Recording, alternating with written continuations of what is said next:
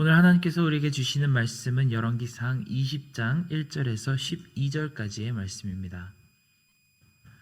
열왕기상 20장 1절에서 12절까지의 말씀을 저와 여러분이 한 절씩 교독하시고 마지막 12절을 함께 읽겠습니다. 아람의 벤하닷 왕이 그의 군대를 다 모으니 왕 32명이 그와 함께 있고 또 말과 병거들이 있더라. 이에 올라가서 사마리아를 에워싸고 그곳을 치며 사자들을 성 안에 있는 이스라엘의 아합 왕에게 보내기 이르기를 벤하닷이 그에게 이르되 내 은금은 내 것이요 내 아내들과 내 자녀들의 아름다운 자도 내 것이니라 하매 이스라엘 왕이 대답하여 말하기를 내 주 왕이여 왕의 말씀같이 나와 내 것은 다 왕의 것이니이다 하였더니 사신들이 다시 와서 이르되 벤하닷이 이르노라 내가 이미 내게 사람을 보내어 말하기를 너는 내 은금과 아내들과 자녀들을 내게 넘기라 하였거니와 내일 이맘때에 내가 내 신하들을 내게 보내리니 그들이 내 집과 내 신하들의 집을 수색하여 내 눈이 기뻐하는 것들을 그들 손으로 잡아 가져가라 한지라. 이에 이스라엘 왕이 나라의 장로들을 다 불러 이르되 너희는 이 사람이 악을 도모하고 있는 줄을 자세히 알라. 그가 내 아내들과 내 자녀들과 내 은금을 빼앗으려고 사람을 내게 보냈으나 내가 거절하지 못하였노라.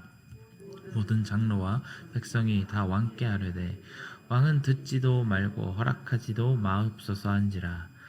그러므로 왕이 벤하닷의 사신들에게 이르되 너희는 내 주 왕에게 말하기를 왕이 처음에 보내 종에게 구하신 것은 내게 다 그대로 하려니와 이것은 내가 할 수 없나이다 하라 하니 사자들이 돌아가서 보고하니라. 그때 벤하닷이 다시 그에게 사람을 보내어 이르되 사마리아에 부스러진 것이 나를 따르는 백성의 무리 손에 채우기에 부족할 것 같으면 신들이 내게 벌 위에 벌을 내림이 마땅하니라 하매 이스라엘 왕이 대답하여 이르되 갑옷 입는 자가 갑옷 벗는 자 같이 자랑하지 못할 것이라 하라 하니라. 그때 벤하닷이 왕들과 장막에서 마시다가 이 말을 듣고 그의 신하들에게 이르되 너희는 진영을 치라 하매 곧 성읍을 향하여 진영을 치니라. 아멘. 이제 아합 왕과 엘리야의 이야기는 새로운 국면으로 접어듭니다. 바로 아람 왕 벤하닷과의 전쟁에 대한 이야기로 장이 바뀝니다. 지금까지 아합은 어떤 이스라엘 내에서 국내에 어떤 왕이었는지 그리고 그의 통치에는 어떤 흠결이 있었고 또 하나님께서는 얼마나 그를 향한 진노를 품으셨는지에 대한 그런 이야기들을 보여주었습니다.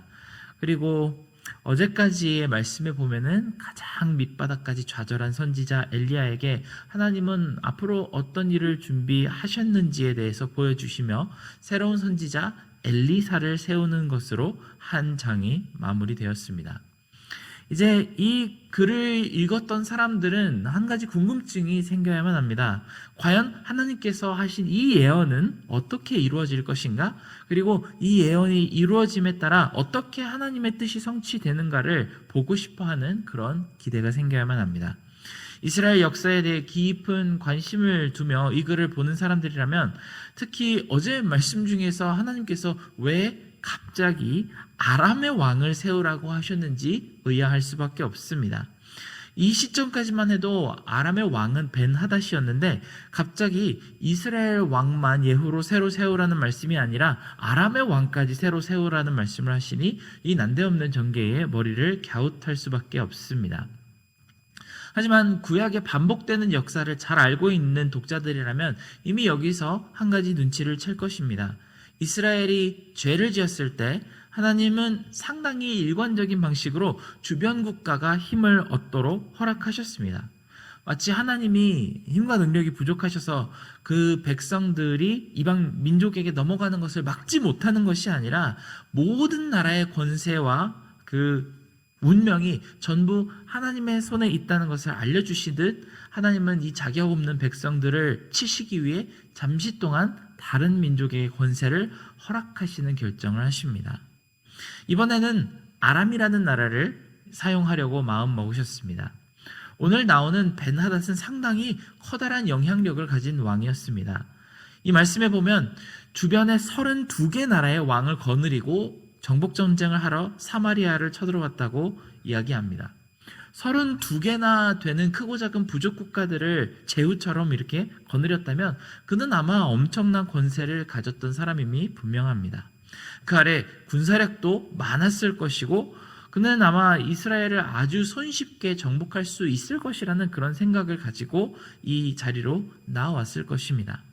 그럴 것이 이스라엘은 아합이 다스리기 직전까지 벌써 몇 번이나 쿠데타와 내전이 있었던 나라였기 때문에 약해진 국력을 가지고 있었고 그 당시 사람의 시각으로 보자면 권세 있는 처갓집에 빌붙어서 간신히 권력을 유지하고 있는 아합 왕도 아주 손쉽게 꺾을 수 있을 것이라고 그렇게 생각했을 것입니다.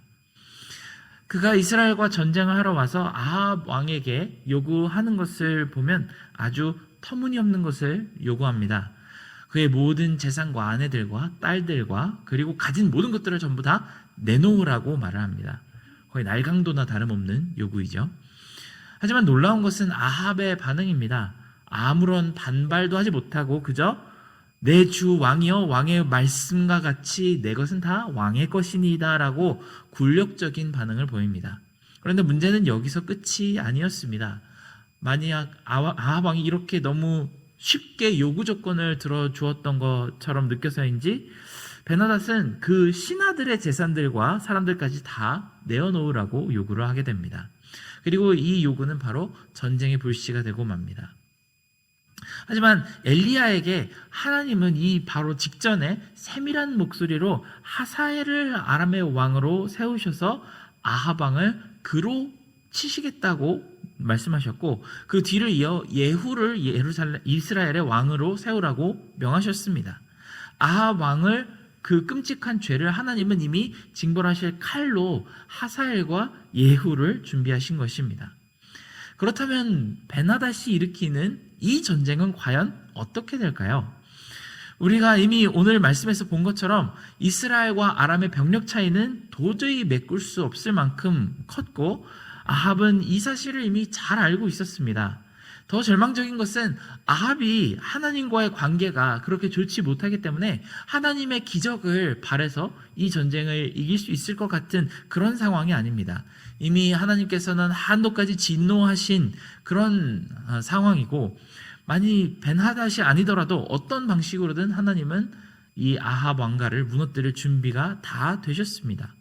이 상황에서 앞을 내다보자면 이 전쟁은 어떻게 흘러가게 될까요? 물론 성경을 많이 읽어보신 분들이라면 이미 이 전쟁의 과정을 어느 정도는 알고 계실 것입니다. 하나님이 허락하시지 않으면 어떤 일도 일어나지 않습니다. 아무리 압도적인 병력 차이를 가진 벤하닷이라도 하나님이 그를 사용해서 아합을 망하게 하시려고 계획을 하지 않으셨습니다. 아직 하나님 마음속에는 아합은 뉘우칠 기회와 시간이 조금은 남아 있습니다. 그러니 하나님께서는 아합이 이 위기를 극복할 수 있는 기회를 주십니다. 우리가 계속 11개의 말씀을 읽어나가면서 이 전쟁의 개요를 살펴보고 그 끝을 보겠지만 일단은 이 전쟁은 이스라엘의 승리로 끝이 납니다. 그리고 오늘 말씀에 나온 아합 왕과 그 대신들은 정말 죽음을 불사하고 싸우다가 장렬히 사라질 각오까지 했지만 이 일의 전말을 미리 들은 엘리야와 그 제자 엘리사는 이미 벤하닷은 아니라는 사실을 잘 알고 있습니다. 이 과정 중에 아합 왕의 기지와 지혜가 드러나기도 하고 벤하닷 왕의 미련함과 교만함이 나타나기도 합니다. 혹자는 아합이 운이 좋아서 이겼다고 표현하기도 할 것이고 눈앞에 차려진 밥상도 못 챙겨 먹는 벤하닷이 무능하다고 손가락질할 수도 있습니다. 하지만 이는 전부 다 옳은 해석이 아닙니다. 그저 이 일은 하나님의 아직 그때가 아니시기에 잠시 동안 아합을 안전하도록 놓아두신 것뿐입니다. 만일 하나님이 엘리야에게 하사엘과 예후 그리고 엘리사의 이야기를 말씀하지 않으신 상태에서 벤하닷에 의해 이스라엘이 무릎을 꿇었다면 아무도 이 일은 하나님과 연관된 일이라고 생각하기 어려웠을 것입니다. 그 거대한 군사력과 영향력을 가진 벤하닷마저도 물리쳤던 그 이스라엘이 아무것도 아니었던 하사엘에게 훗날 당하게 된다면, 그리고 이런 일이 있기 훨씬 전에 하나님은 하나님의 사람에게 미리 예언하게 하셔서 이 예언하게 하신 그대로 이루어진 일이라면 이 글을 읽는 모든 사람들은 다 똑같은 묵상을 할 수밖에 없습니다. 하나님은 반드시 당신이 생각하시는 가장 올바른 때에 이를 이루시고 보응하시는 하나님이십니다. 그 계획을 반드시 이루시는 분이시며 그때가 되기 전에 우리는 꼭 악한 길에서 떠나 하나님께로 되돌아와야만 합니다.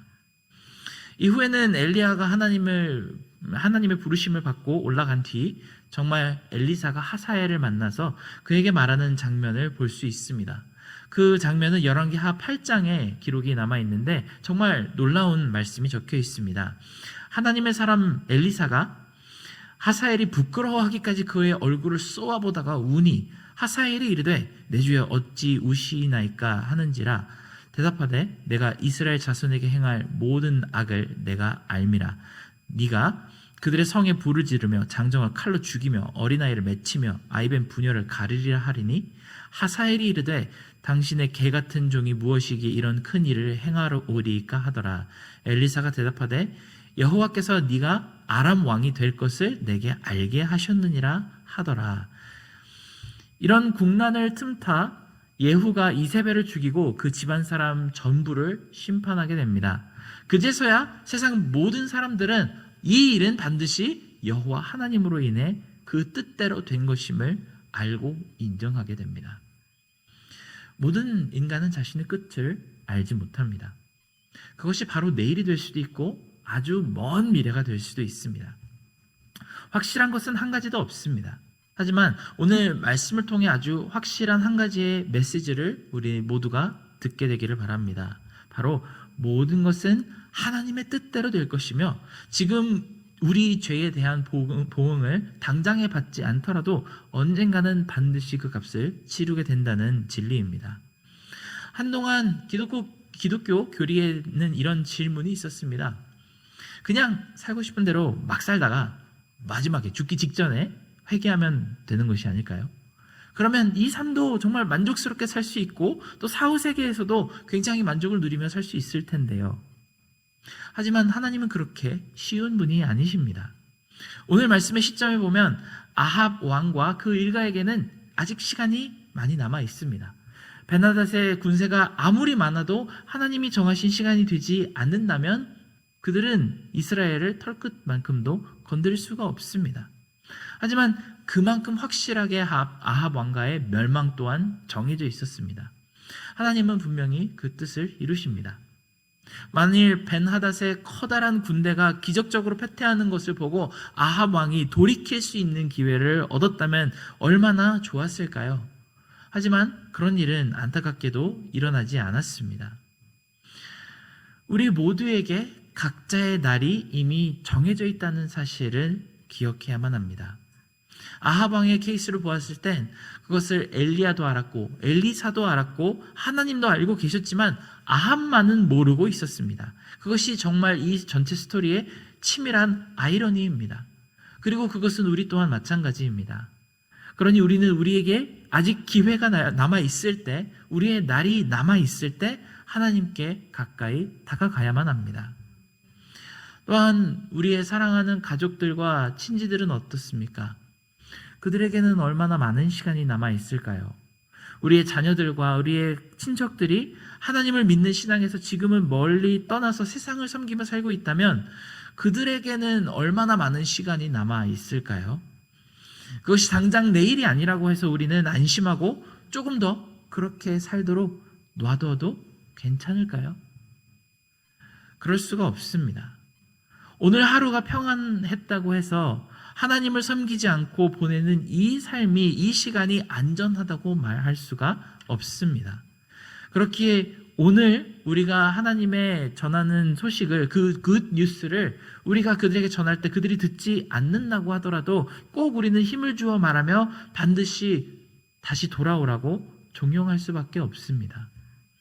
오늘 말씀을 마치며 모세가 쓴 시편의 일부를 함께 나누고자 합니다. 시편 90편의 말씀입니다. 주여, 주는 대대에 우리의 거처가 되셨나이다. 산이 생기기 전, 땅이 세계도 주께서 조성하기 전, 곧 영원부터 영원까지 주는 하나님이시니이다. 주께서 사람을 티끌로 돌아가게 하시고 말씀하시기를 너의 인생들은 돌아가라 하셨사오니 주의 목전에는 천년이 지나간 어제 같으며 밤의 한순간 같을 뿐임이니이다. 주께서는 그들을 홍수처럼 쓸어 가시나이다. 그들은 잠깐 자는 것 같으며 아침에 돋는 풀 같으니이다. 풀은 아침에 꽃이 피어 자라다가 저녁에는 시들어 마르나이다. 우리는 주의 노예에 소멸되며 주의 분내심에 놀라나이다. 주께서 우리의 죄악을 주의 앞에 놓으시며 우리의 은밀한 죄를 주의 얼굴빛 가운데 두셨사오니 우리의 모든 날이 주의 분노 중에 지나가며 우리의 평생이 순식간에 다하였나이다. 우리의 연수가 70이요 강건하면 80이라도 그 연수의 자랑은 수고와 슬픔뿐이요 신속히 가니 우리가 날아가나이다. 주의 누용과 능력을 알며 누가 주의 진노의 두려움을 알리이까. 우리에게 우리 날 계수함을 가르치사 지혜로운 마음 얻게 하소서.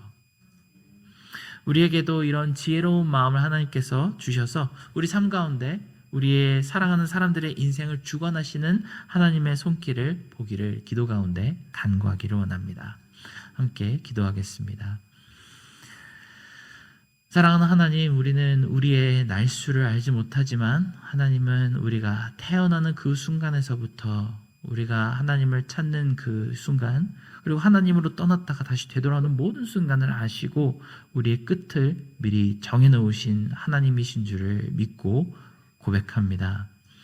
하나님, 우리는 우리 스스로의 주권을 가지고 삶을 살고 있다고 생각하지만 하나님께서 모든 것을 이루심을 우리가 겸허히 인정하고 우리 스스로와 또 우리의 자녀들과 우리의 사랑하는 친지들을 위해 날마다 그들의 끝을 하나님이 정하심을 인정하고 그들이 되돌아올 수 있을 그때까지 중보하며 기도하고 하나님의 말씀을 전하게 도와주시옵소서.